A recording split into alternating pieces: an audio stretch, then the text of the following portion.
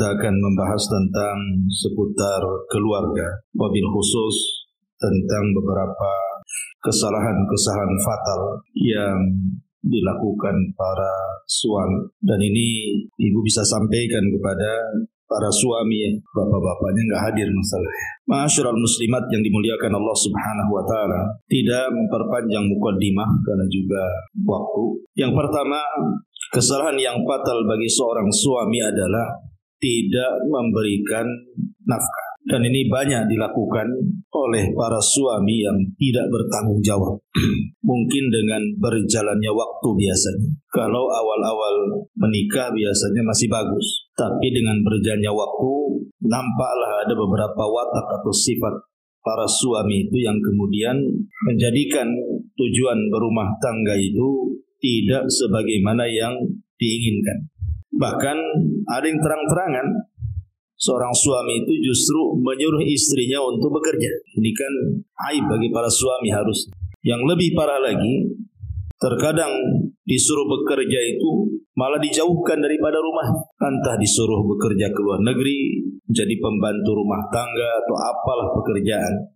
Yang itu sebenarnya bukan kewajiban seorang istri mencarinya. Karena Allah Subhanahu wa taala mengatakan dalam surah Al-Baqarah 233, wa 'alal mauludi lahu rizquhunna wa kiswatuhunna bil ma'ruf. Dan kewajiban seorang ayah adalah memberi makan dan juga pakaian kepada istrinya dengan cara yang baik. Makanya ditegaskan dalam sebuah hadis yang dikeluarkan Imam Ahmad dalam musnadnya, Nabi mengatakan kafa bil mar'i isman an yudayyi'a man yaqub. Cukuplah seseorang itu telah melakukan dosa ketika dia melalaikan kewajiban kepada orang yang harus ditunaikan.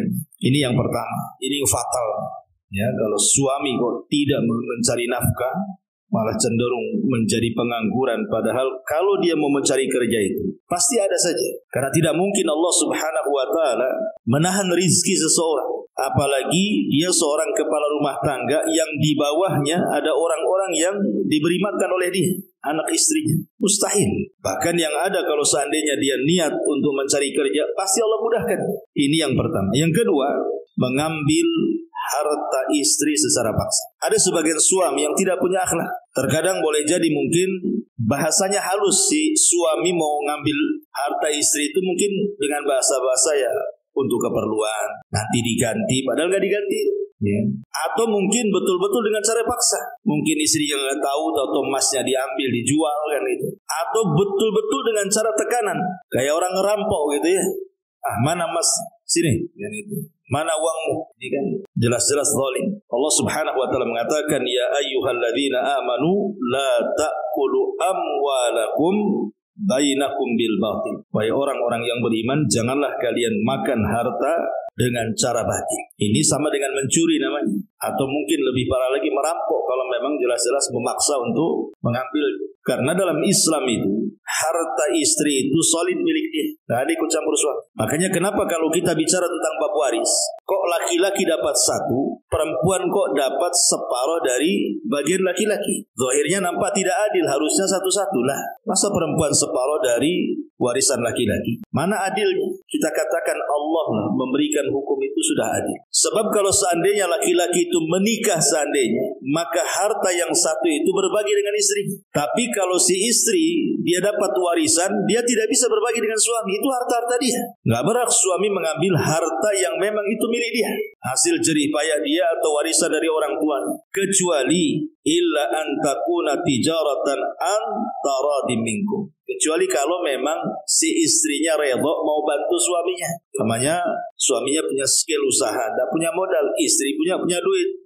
Dah bang, saya ada duit, ada modal, nggak apa-apa pakai saja. Berarti di sini ada kerelaan, ya kan? Si istri ngasih si suami. Tapi kalau tidak ada kerelaan, tidak boleh seorang suami mengambil harta istri secara paksa. Ini kezaliman dalam rumah tangga. Ini yang kedua. Yang ketiga, memaksa istri untuk tinggal di rumah orang tuanya dan tidak berusaha untuk mencari tempat tinggal untuk istri. Mencari tempat tinggal itu kan tidak harus punya rumah sendiri, beli tanah, bangun rumah, kan tidak harus seperti itu. Kan kontrak ngontrak juga bisa. Kalau memang belum ada kesanggupan membuat rumah atau membeli rumah, bisa ngontrak. Tapi kalau seandainya kemudian suami memaksa istrinya tinggal bersama keluarganya, maka ini kezaliman kepada istri. Karena bagaimanapun seorang istri itu harus punya kekuasaan sendiri dalam rumahnya. Sebab kalau campur dengan orang tuanya, dia tidak punya kekuasaan di situ. Dalam bab rumah tangga, dalam bab poligami saja, tidak boleh seorang suami mencampurkan satu rumah dengan istri. Kenapa?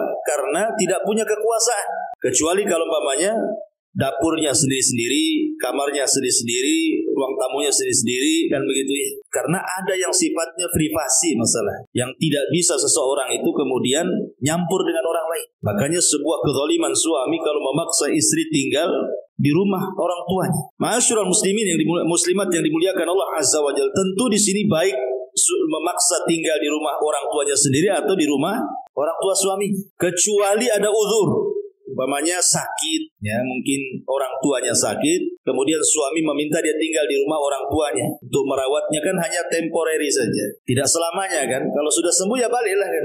Ini yang ketiga, karena Allah mengatakan dalam surah At-Talaq itu, askinuhunna min haitsu sakantum, berilah mereka tempat tinggal yang layak. Kontrak, ngekos yang jelas, ada tempat tinggal yang layak. Kalau hujan tidak kehujanan, ya panas tidak kepanasan. Ataupun yang nomor 4, ini yang parah lagi. Kalau yang ketiga ini kan memaksa tinggal bersama orang tuanya. Ini yang keempat, ini memaksa istri itu untuk membantu ibu suaminya, membantu kerabat-kerabat suaminya. Ini kezaliman, tidak boleh. Kenapa demikian? Karena bukan kewajiban seorang istri itu membantu orang tua suami atau membantu kerabat saudara-saudara daripada suami. Kalaupun seandainya seorang istri itu berbuat baik kepada keluarga suami atau orang tua suami, itu hanya sifatnya ingin mencari perhatian suami saja, ingin berbuat baik kepada suami dengan menghormati keluarga besar dia. Ya, sekali-kali membantulah kalau ada hajat, ada kebutuhan atau lagi sakit dan begitu seterusnya. Makanya Al-Imam Ibn Utsaimin rahimahullahu ta'ala, beliau pernah ditanya, hal li ummi zauji haqqun ala zaujati, apakah ibu dari suami dia punya hak untuk memaksa menantunya, istri daripada anaknya untuk membantunya? Maka kata Syekh Utsaimin, la, tidak ada kewajiban. Ummu zauji laisa laha haqqun wajibun ala az-zaujati binisbati ilal khidmati. Tidak ada kewajiban seorang istri membantu ibu dari suami atau kerabat dari suami. Maksudnya binisbati lil khidmat. Khidmat itu maksudnya ya datang ke rumahnya, nyapu rumahnya, bersihin alat dapurnya, mencucikan pakaiannya dan begitu seterusnya. Itu bukan kewajiban. Tapi kalau ingin berbuat baik tidak ada masalah, tapi bukan kewajiban. Tapi kalau suami ngancam-ngancam gitu kan, kau harus bantu ibuku, bantu saudaraku, ini kezaliman suami. Itu bukan kewajiban istri membantu keluarga suami. Nah, ini juga kesalahan. Jadi ibu kalaupun membantu mertua, ya itu kan ada kebaikan. Kebaikan apa? Ingin mengambil hati suami supaya lebih sayang lagi, karena kita punya perhatian kepada keluarganya. Sebab kalau kita tidak punya perhatian kepada keluarga suami atau kepada orang tuanya kan, suami pun mungkin malas sama ibu kan gitu. Tetapi kalau dikatakan wajib sampai kemudian memaksa suami untuk membantu orang tuanya atau kerabatnya, ini kesalahan fatal. Zaliman, tidak boleh. Ini yang nomor 4. Kemudian yang nomor 5, terkadang ada sebagian suami yang tega, artinya ketika istri ini mau bersilaturahim kepada keluarganya. Mungkin dia sudah lama nggak pernah berkunjung sama orang tuanya di kampung mungkin kan, kitanya pula di Batam, ataupun ingin berkunjung kepada kerabat-kerabatnya, entah saudara kandungnya, paman-pamannya, bibi-bibinya. Terkadang ada suami itu yang menghalang-halangi. Tidak boleh, kamu tidak boleh pergi, kamu tetap di rumah. Nanti berhujah pula dia, kan suamimu lebih harus ditaati dibandingkan orang tuamu. Betul, kaidah itu tidak salah. Ya. Tetapi kalau seandainya kemudian melarang-larang, mengancam-ngancam, tidak boleh seorang istri bersilaturahim kepada keluarganya, ini namanya suami sama saja hendak memutus silaturahim. Dan Allah katakan, fahal asaitum in tawallaitum an tufsidu fil ardi wa tuqatta'u arhamakum. Maka apakah kiranya jika engkau sudah berkuasa merasa jadi suami, kamu berbuat kerusakan di permukaan bumi, kemudian berusaha memutuskan hubungan keluarga, lihat dampaknya. Ulaikal ladzina la'anahumullah fa asammahum wa a'ma absarahum. Mereka lah orang-orang yang dilaknat Allah dan ditulikan telinganya, dan mereka akan dibutakan penglihatannya di hadapan Allah Subhanahu wa taala. Bayangkan sampai ada ancaman laknat dari Allah. Maka tak boleh seorang suami itu melarang-larang istrinya untuk bersilaturahim kepada keluarganya. Tetapi juga istri harus tahu diri juga kan itu. Jangan kemudian setiap waktu ngajak suaminya ke keluarganya, tahu mungkin jauh tempatnya, gaji suaminya pun tidak banyak. Akhirnya karena merengek-rengek terus, terpaksalah suami akhirnya nekat cari uang tanpa melihat halal haram pula. Yang penting istrinya senang, kan nggak boleh juga. Ya, jadi harus melihat kondisi keuangan juga. Kemudian yang nomor 6, terkadang ada sebagian suami itu kalau mungkin ibu melakukan kesalahan, itu sampai menegurnya itu sampai taraf menyiksa gitu ya. Saya pernah lihat di berita itu sampai dipukuli, bahkan dilukai, bahkan disiram air keras pula, macam-macam ceritanya. Jadi ada suami itu yang suka menyiksa istri hanya sebuah kesalahan. Padahal dalam Islam itu, kalaupun seandainya istri itu selingkuh, anggaplah selingkuh, dan betul selingkuh, entah mungkin mukodimahnya dengan melakukan hubungan dengan cara chatting atau ngirim-ngirim foto atau apa, atau mungkin sampai taraf zina, anggaplah dengan laki-laki lain. Apakah kemudian seorang suami boleh menyiksa istrinya gara-gara perselingkuhan seperti itu? Tidak boleh. Walaupun sudah jelas-jelas nih, mesti istri kurang ajar kan begitu. Karena dalam Islam itu ada tahapan-tahapan ketika menasihati seorang suami kepada istri. Dan itu disebutkan di dalam Al-Quranul Karim, surah An-Nisa 34. Allah Subhanahu wa taala mengatakan, "Wallati takhafuna nusuzahunna fa'idhuhunna wahjuruhunna fil madhaji wadribuhunna fa in ata'nakum fala tabghu 'alaihinna sabila. Innallaha kana aliyan kabira." Dan jika engkau wahai para suami tertakutkan, khawatir ada perselingkuhan yang dilakukan oleh istrimu, kata Allah, apa yang pertama langkah dilakukan? Fa'iluhunna, nasihati. Nggak langsung main siksa, main pukul, main tunjuk, main lontot, enggak gitu. Nasihati dulu ya, dinasihati. Kalau memang kemudian, karena ada sebagian suami juga yang Masya Allah kadang-kadang gak punya kepedulian, gak punya kecemburuan dengan kesalahan istri yang fatal, mudah memaafkan, tidak mau ngasih nasihat. Lah biarin aja lah, karena mungkin dia sayangnya si suami kepada istri karena cantiknya, karena apanya kan. Jadi walaupun istrinya kurang ajar, ya dibiarin sama dia. Mungkin tipe-tipe suami takut istri lah mungkin gitu. Tapi kalau seandainya suami yang bijak kan tidak demikian, dinasihati dulu. Kalau dia tetap ngeyel, baru ada langkah kedua. Kata Allah, wahjuruhunna fil madad, bisa ranjang. Kalau juga tidak bisa ranjang, masih kurang ajar juga, maka memukul itu tahap terakhir. Allah mengatakan wadribuhunna, boleh kalian memukul, tapi bukan menyiksa memukul di sini. Ulama tafsir mengatakan maksudnya fadribuhunna itu maksudnya dzarban ghairu mubarrih. Apa dzarban ghairu mubarrih itu? Maksudnya pukulan yang tidak berbekas. Pukulan yang tidak berbekas. Karena mukul itu sebenarnya hanya simbol bahwa tidak ada jalan lagi kecuali kita pisah, gitu maksudnya. Jadi memukul itu sudah last terakhir itu. Kayaknya sudah gak jodoh lagi kita ini. Paksalah dia memukul. Tetapi dengan pukulan yang tidak berbekas, tidak melukai, bukan menyiksa. Kemudian yang kedua, syarat memukul itu selain daripada ghairu mubarrih, tidak boleh memukul wajah. Wala tadribul wajha, jangan pukul wajah. Kenapa tidak boleh memukul wajah? Karena Allah Subhanahu wa taala telah menciptakan wajah orang. Tidak boleh seseorang itu memukul wajah yang Allah ciptakan dengan sedemikian indahnya. Karena bagaimanapun wajah itu kehormatan masalahnya kan. Makanya saya katakan, ibu itu lebih banyak ngaca kakinya, tangannya, badannya atau wajahnya. Pasti wajahnya lah. Makanya kemana-mana bawa cermin kecil. Kalau cermin kecil mana bisa satu badan nampak kan. Pokoknya ke kakinya gitu, biar mata kakinya nampak. Mata kaki tak nampak. Ya mata kepala yang nampak. Makanya di sini dilarang, tidak boleh mukul wajah dan tidak boleh berbekas. Berarti pukulan di sini hanya simbol saja sebenarnya. Ya mungkin mukul pahanya gitu ya, yang banyak dagingnya, bukan bagian-bagian yang bisa mencelakakan fisik dia. Jadi ini kesalahan suami menyiksa istri karena sebuah kesalahan, tidak melalui tahapan-tahapan gitu. Nasihat, kemudian pisah ranjang, baru memukul. Itu pun bukan menyiksa, ya, memukul. Kemudian juga yang nomor 7. Yang nomor 7 di antara kesalahan suami itu adalah memaksa istri untuk melakukan hubungan suami istri yang diharamkan. Mungkin ini mencakup memaksa melakukan hubungan gaya binatang yang itu tidak dilakukan oleh manusia. Seperti melakukan jima lewat duburnya. Ini kan jelas dilaknat. Tak boleh, jangan mau. Ya, seorang istri dipaksa suaminya untuk melakukan seperti itu. Kenapa? Karena ada hadis yang mengatakan, man ata imra'atan fi duburiha. Barang siapa yang mendatangi istrinya dari duburnya, faqad kafara bima unzila ala Muhammadin sallallahu alaihi wasallam. Dia telah kafir dengan syariat Muhammad sallallahu alaihi wasallam. Ataupun memaksa istri ketika istri sedang haid atau nifas. Haram, tidak boleh. Karena Rasul mengatakan juga, man ataha idhan awi imra'atan fi duburiha aw kahinan fasaddaqahu faqad kafara bima unzila ala Muhammadin sallallahu alaihi wasallam. Rawahu Ahmad wa Tirmidzi wa Nasa'i wa Ibnu Dawud.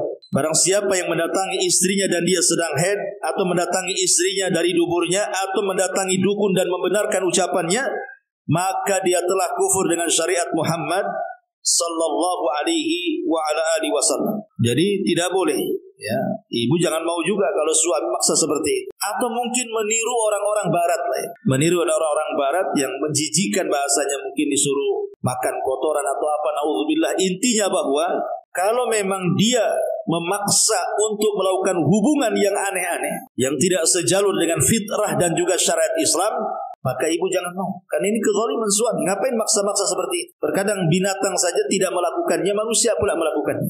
Naudzubillah. Ya. Ini yang nomor 7. Kemudian yang nomor 8. Ini juga kesalahan fatal, ya. Yang nomor 8, meninggalkan istri dengan cara menggantung, tidak menceraikan, ya tidak memberikan nafkah. Ada suami ini kalau seandainya dia nggak senang dengan istrinya, langsung pergi dia. Habis itu tak balik lagi. Harusnya kalau memang dia tidak suka, ceraikan. Biar dia dapat jodoh lagi. Ini diceraikan tidak, dikasih nafkah tidak. Nah, ini kan bahaya. Makanya Allah Subhanahu wa taala mengatakan dalam surah An-Nisa 129 itu, "Fala tamilu kullal maili fatadaruha kal muallaqati." Apa kata Allah? "Fala tamilu kullal maili fatadaruha kal muallaq." Sehingga kamu biarkan istri kamu terkatung-katung tanpa ada kejelasan. Ini menyiksa anak orang. Kalau memang sudah tidak suka, ceraikan. Dalam Islam kan selesai, ceraikan aja. Tinggal ngomong saya ceraikan kamu, selesai. Yang penting kemudian selesai dulu si istri ini. Kalau dia menikah lagi kapan-kapan kan bisa gitu. Walaupun mungkin secara pengadilan belum sah. Nah, gitu ya. Tapi kan secara syar'i kan bisa sah itu mengatakan saya ceraikan kamu. Artinya si wanita itu atau si istri sudah bebas itu. Menentukan pilihan hidupnya kan bebas kan. Nah, sekarang ini nggak jelas suami saya menceraikan nggak, sementara bagaimana dia pun ingin hidup layaknya orang lah, ingin berumah tangga, atau mungkin dia melirik ada laki-laki yang mungkin soleh bagi dia. Nggak bisa, kenapa? Karena dia masih terikat pernikahan dengan orang lain. Nah, ini kan kezaliman namanya. Maka ini juga kesalahan suami. Jangan kemudian menggantung istri seperti itu. Kalau nggak suka, ceraikan, selesai. Apa susahnya menceraikan? Biar dia punya kehidupan sendiri. Ya.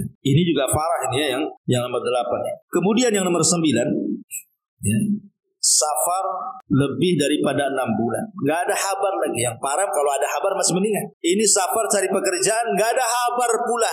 Tahun-tahun kadang-kadang hilang. Kalau memang dia mati, di mana kuburnya kan itu. Kalau dia memang kawin lagi, di mana madunya kan itu. Kalau dia masih ada masih bekerja, ya harus jelas tempat bekerjanya. Ini kadang-kadang hilang itu, nggak tahu nasibnya seperti apa. Yang lebih parah itu sampai bertahun-tahun tuh, ada sampai 10 tahun, kadang lebih kadang-kadang. Tapi si istri ini setia, masih nunggu saja kan. Itu kayak nunggu ikan di kolam keruh. Ada nggak tuh ikannya? Ada nggak tuh? Namanya keruh kan itu. Jadi nggak jelas gitu ya. Maka ini juga, padahal dalam Islam itu seorang suami kalau pamit bekerja kepada istri itu paling lama 6 bulan dia harus pulang. Kecuali ada izin istrinya. Kalau istri ngizini ya nggak apa-apa. Karena mungkin terikat kontrak di kapal harus 2 tahun baru boleh pulang kan gitu ya. Atau di perusahaan mana yang tidak bisa setahun pulang. Nah, nanti persetujuan istri, kalau istri tak mau ya jangan. Nggak usah lah bang, nggak usah kerja di situ, nggak apa-apa lah, jual es cincau aja, yang penting abang di rumah kan itu. Tapi ada istri yang baik hati, dan nggak apa-apa bang. Berangkat aja bismillah. Tapi hati-hati apa? Pokoknya hati-hatilah. Safar lebih 6 bulan itu dilarang. Umar bin Khattab radhiyallahu anhu. Jadi Umar ini biasanya kalau ngirim pasukan itu setahun sekali di rolling. Setahun di rolling gitu. Jadi satu malam Umar ini lewat di sebuah rumah, kemudian ada seorang wanita menyair karena kerinduan dia kepada suaminya, sampai di antara bait syairnya, kalaulah bukan karena takut kepada Allah, tentu ranjang ini akan bergoyang. Maksudnya kalau saya tidak takut kepada Allah, sudah saya selingkuh dengan orang gitu. Tapi karena takutnya aku bertahan. Jadi Umar ini mendengar seperti ini, hasrat seorang wanita itu, akhirnya disitulah dia merubah kebijakan pengiriman pasukan yang tadinya setahun rolling menjadi 6 bulan rolling. Jadi dari sini Umar bin Khattab radhiyallahu an kemudian memutuskan per 6 bulan para tentara pulang ganti. Ya, dan ini juga menjadi dalil bahwa seorang suami kalau meninggalkan istri paling lama 6 bulan pulang. Ya, kecuali kalau memang ada izin persetujuan ya sesuai dengan kesepakatan, nah itu lain lagi ceritanya. Nah, ini kan kalau seandainya istrinya tak mau ditinggal. Ini yang nomor 9. Dan yang nomor 10 ini juga fatal, tidak memberi keamanan. Kenapa seorang istri, kan tujuan ibu menikah dengan suami itu supaya ibu merasa dilindungi, diayomi, merasa aman, tidak diganggu orang. Merasa aman, tidak diganggu orang, kemudian punya rumah sendiri, punya benteng sendiri gitu ya. Gak ada yang ganggu. Kenapa? Kalau diganggu tinggal lapor suaminya. Tetapi ada sebagian suami itu yang zalim kepada istri. Terkadang mereka menakut-nakuti dengan cara mengusir kadang-kadang, ataupun mungkin mengancam-ngancam dengan kawin lagi. Kan banyak tuh suami, kalau gitu saya kawin lagi. Ya kawin aja lah kan begitu ya. Ngancam-ngancam saja. Artinya bahwa di sini kadang-kadang ada seorang suami itu yang seperti itu, suka nakut-nakuti. Yang lebih parah lagi, kadang-kadang nakut-nakutinya itu betul-betul terjadi. Kamu kalau macam-macam saya usir. Akhirnya ada masalah, langsung betul-betul diusir. Semua barang-barang yang ditaruh di rumah dikunci dari dalam, pulang kau ke rumah sana. Lah yang seperti ini tidak boleh, karena Rasul mengatakan la yahillu li muslimin an yurawwi'a muslimah. Tidak halal alias haram seorang muslim saja menakut-nakuti muslim yang lain aja haram. Apalagi seorang suami menakut-nakuti istrinya, ini kezaliman. Inilah yang disebutkan para ulama, ini kesalahan yang fatal. Kesalahan yang fatal suami kepada istri. Ya, 10 perkara yang harus diketahui para suami, jangan sampai melakukan 10 perkara. Ini kesalahan fatal. Yang lebih fatal lagi ya ada. Seperti mamanya suaminya nggak mau sholat. Kalau suami tidak mau sholat, tidak taat kepada Allah, macam mana rumah tangganya akan diberkahi? Makanya kalau ada seorang istri uji suaminya nggak mau ibadah, kadang-kadang saya sering ditelepon oleh seorang ibu itu, gimana Ustaz, suami saya memang baik secara akhlak, tapi dia tak baik pula secara ibadah. Yang satunya terbalik, Ustaz, Masya Allah, suami saya itu rajin ngaji, sholat, tapi tukang gampar kata. Yang satu baik akhlaknya, yang satu bejat agamanya. Yang satu baik agamanya, bejat pula akhlaknya. Makanya rumah tangga itu kalau ingin sakinah mawaddah, ya dua-duanya harus ada lah. Ya, dia ahli ibadah juga punya akhlak. Makanya kenapa Rasul mengatakan kepada kita orang tua, kalau kita ini punya anak gadis, kemudian ada yang melamar, kata Rasul, kalau ada laki-laki yang melamar putrimu, kemudian baik agamanya, kemudian baik akhlaknya, segera nikahkan dengan laki-laki. Kalau tidak, rusak agamamu. Kalau tidak, rusak anak. Karena yang merusak anak itu tadi, namanya mendapatkan suami bagus agamanya, tak bagus pula akhlaknya. Kasihan anak kita kena gampar terus kan itu. Atau sebaliknya, memang suaminya baik bu, Masya Allah, dikasih rumah, dikasih ini, tapi apa kemudian dia menjerumuskan anak kita ke neraka jadinya? Nah ini salah siapa? Orang tuanya lah membiarkan anaknya menjerumuskan lagi anaknya ke neraka. Enak di dunia sesat, harus masuk neraka pula. Alhamdulillah. Jadi ada suami-suami yang seperti ini, ya, mereka tidak mau sholat, ya ibadah, tapi minimalnya kalau seandainya baik agama, walaupun akhlak tidak baik, kan akhlak ini bisa diperbaiki sedikit demi sedikit. Sebab kalau sudah rusak agama lebih sulit untuk baik akhlak. Karena kalau tahu agama kan takut kepada Allah minimalnya.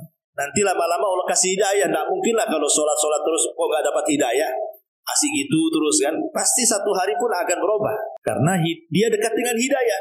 Lain dengan yang baik akhlaknya, dia jauh dari hidayah. Ya mungkin dia baik, lama-lama ada waktu-waktunya dia jahat nanti. Nah inilah makanya penting memahami 10 masalah. Ya. Ma'asyiral muslimat yang dimuliakan Allah Azza wa Jalla. Bagaimana kalau kebalikannya? 10 kebalikan daripada suami. Nah, ini juga kita bacakan saja. Ini terbalik nih ya. Yang pertama 10 kesalahan istri juga ini. Kalau ini benar pengajian nih, karena saya depan ibu-ibu. Kalau tadi kan harusnya depan bapak-bapak kan. Yang pertama Bu, ya, kesalahan ibu, jangan mengkhianati suami. Jangan pernah mengkhianati suami. Dengan cara apa mengkhianati suami? Ini yang saya sebutkan yang parah-parah saja ya. Kalau mau disebutkan kesalahan ibu ya banyaklah. Saya sebutkan yang parah-parah. Jadi jangan mengkhianati suami itu seperti ibu melakukan hubungan dengan laki-laki lain. Ya, mungkin hubungannya ringan, tadi hanya ngechat saja, atau kirim-kiriman foto, atau ngobrol. Tapi ada yang lebih parah sampai berselingkuh betul, berzina.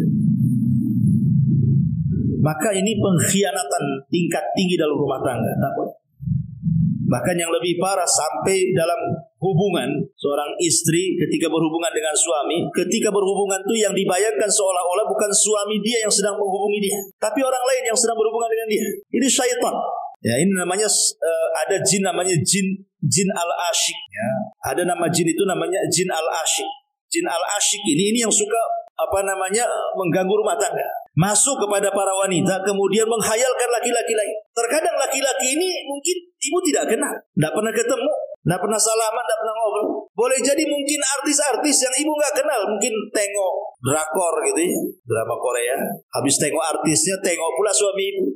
Kok beda, yang ini putih, yang ini hitam, hitam putih jadi gitu ya. Akhirnya kemudian kebayang pula, ini nggak boleh. Kalau sudah menjadi suami, terimalah takdirmu. Terima takdir, itulah takdir. Justru di situ letak sorganya ibu itu, sabar. Ketika melihat suami tetangga ganteng, kok suami sendiri kurang ganteng, ibu sabar, di situ letak sorganya. Sabarnya di situ. Ini yang pertama. Yang kedua, menyama-nyamakan suami dengan orang lain. Mungkin dulu si istri ini pernah menikah dengan suami yang lama, kemudian menikah lagi dengan suami yang baru cerai, menikah dengan suami yang baru. Akhirnya dibanding-bandingkan. Bang, kok bukan kayak suami yang dulu kan? Kenapa suami yang dulu baik? Lah kenapa kok nikahi aku? Jadi ada orang istri itu itu masih mending lah, karena kan dalam lingkup keluarga. Tapi yang lebih parah itu membanding-bandingkan dengan suami tetangga, itu yang masalah. Karena hakikatnya sebenarnya kalau umpama ibu mengatakan seperti ini kepada suami itu, bang, tengoklah tuh suami sebelah tuh, tengok, apa yang harus ditengok? Tengoklah kan, apa yang ditengok kan? Tuh tengok tuh, pagi-pagi dia bangun, wangi, ganteng, kerjanya bagus, abang itu pokoknya ya paham lah ibu kan. Kalau sebenarnya kalimat seperti ini nggak layak diucapkan, kenapa? Itu sama saja ibu itu memposisikan kalau gitu suami saya itu dia dan bukan kamu. Itu sebenarnya bahasanya seperti itu, cuman dibahasakan lain ya. Jadi tidak boleh, apalagi sampai menunjuk betul-betul nampak suami tetangganya lewat. Itu kayak dia, itu lebih parah lagi. Ya. Jadi kalau ta'yin itu lebih parah lagi. Tadi kan umum, tetangga yang mana kan ya. Tapi kalau ini kan sama dengan ibu mengatakan kalau bisa suami saya itu dia, bukan kamu. Cuman bahasanya dipelintir saja sama itu. Ini yang kedua. Yang ketiga, ibu jangan membalik dunia. Ya, jangan membuat dunia terbalik. Dengan cara apa? Ibu itu kan dipimpin sama suami. Ini terbalik, ibu mimpin suami. Ada perempuan itu mau jadi pemimpin, mau dipilih deh untuk presiden 2024. Jadi ibu ini maunya jadi pemimpin dalam rumah. Nggak boleh ibu. Kodrat seorang ibu ya nggak ibu ini bukan pemimpin, dipimpin. Karena pemimpin itu sudah jelas, ar-rijalu qawwamuna 'alan nisa, kan suami pemimpin, jelas Quran mengatakan ar-rijalu qawwamuna 'alan nisa. Kurang apa? Kemudian Allah berikan alasan kenapa mesti laki-laki. Bima faddalallahu ba'dahum 'ala ba'din wa bima anfaqa min amwalihim. Jelas dari segi tenaga bu, suami lebih kuat tenaganya.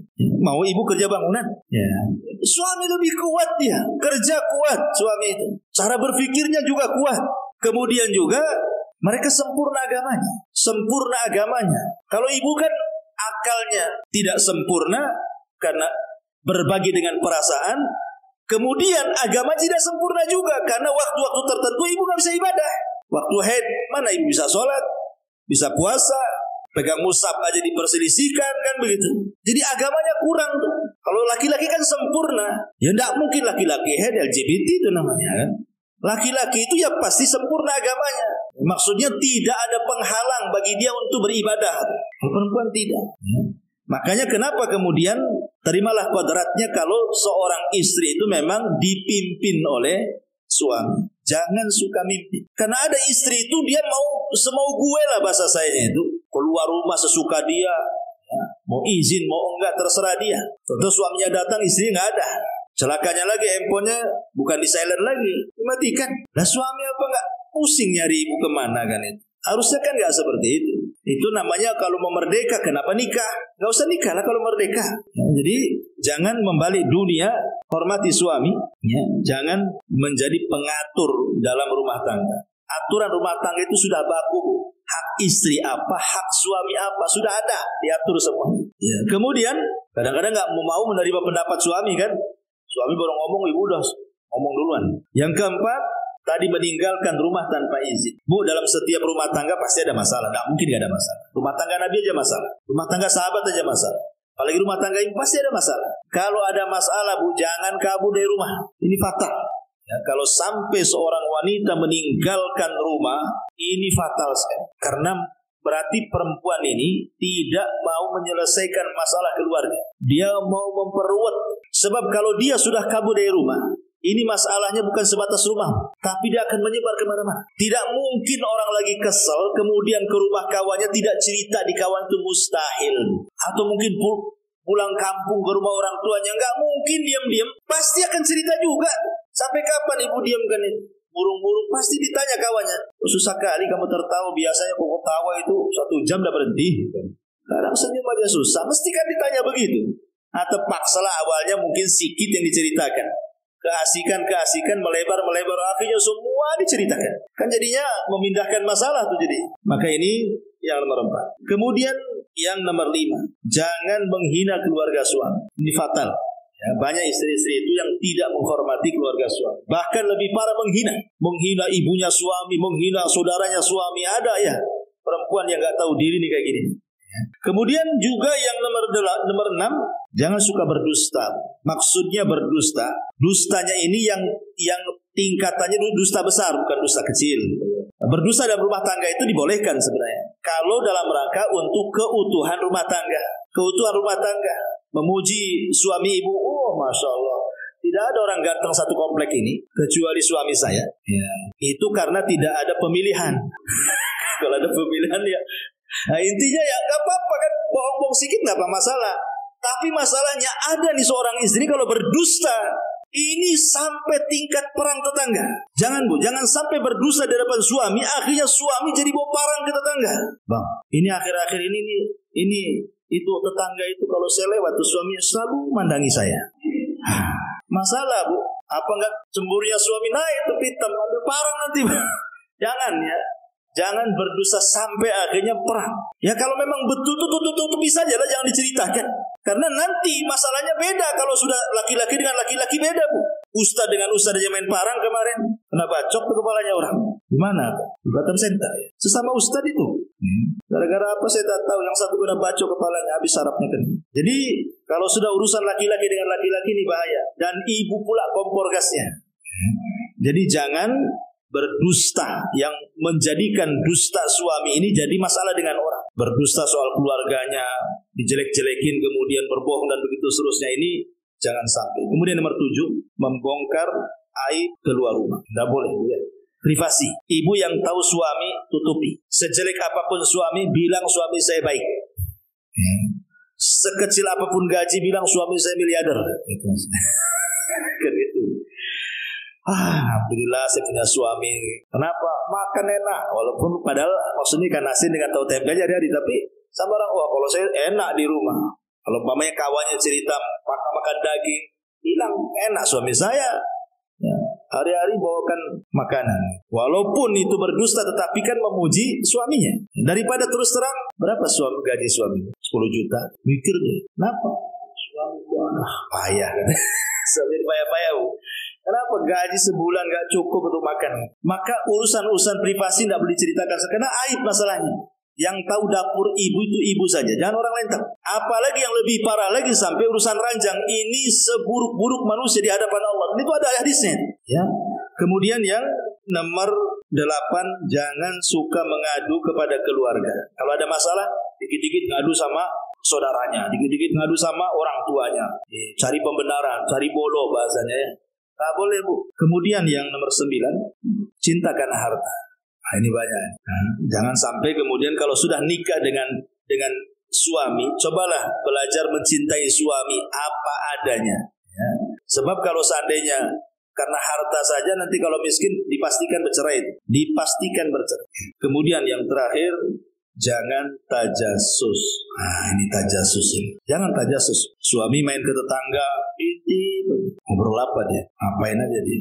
Ya. Nanti pergi, ibu telepon gak diangkat. Datang, diinterogasi. Kok tadi jam segini kemana? Kok gak diangkat telepon saya? Sama siapa? Pergi kemana? Jam berapa ke jam berapa? Nah, itu kan ada orang yang istri-istri yang suka interogasi kayak gitu. Itu namanya tajasus. Sini handphonenya, saya mau periksa. Kan ngeri kali. Mana dompetnya? Jangan-jangan ngelong pula, hilang semua uangnya. Kemana? Ada ya. Ibu kalau suami datang itu, bukan itu pertanyaannya, tapi mau apa? Mau apa? Mau makan? Ya. Mau apa? Mau diurut? Mau diapa? Gitu. Ini enggak. Dari mana? Sama siapa? Kok baunya lain? Subhanallah ada. Ini tajasus dah boleh. Ya.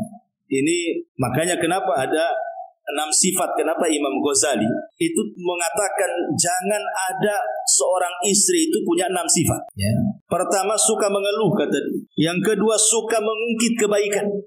Aku kan udah masak. Memang kewajiban ibu. Kenapa harus dikasih tahu kan gitu ya? Aku udah melayani kamu, sudah masak, sudah nyuci, sudah. Bu, itu kebaikan ibu. Ibu dapat pahala, Bu. Ibu berbuat baik kepada suami itu bukan barter. Kan? Kok kalau berbuat baik sama saya akan baik banget. Bukan begitu. Ibu laksanakan aja. Ya, kebaikan ibu nyuci masak itu pahalanya sendiri. Ya, kalau barter itu tidak boleh. Jadi karena ibu kan menjadi istri itu, untuk apa ibu jadi istri? Kan ingin cari pahala masuk surga. Tapi kalau sudah kebaikan sistem barter, Bu, itu ya. Jadi jangan berbuat baik kepada suami itu dengan sistem barter. Pokoknya laksanakan aja kewajiban ibu. Soal suami jahat terserah.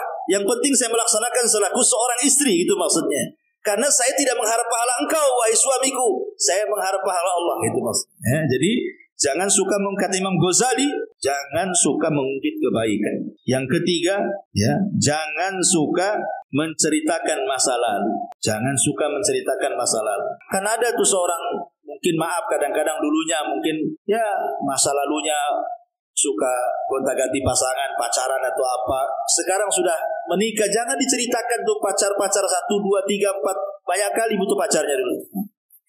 Nggak usah tutup, ini suami saya, inilah pacar saya, selesai. Ya. Kemudian kata Imam Ghazali yang keempat, jangan sampai memiliki sifat selalu membesar-besarkan dunia. Suami tahu gajinya berapa, pokoknya karena sekarang sudah ada di handphone semua belanjaan, Bu. Wah, hari-hari Tokopedia aja ditonton nih, Bu. Tokopedia, Marketplace, apalagi itu. Nah, akhirnya tas lewat, ini lewat, itu lewat. Tahu gaji suami seberapa? Ini yang branded itu yang ditonton.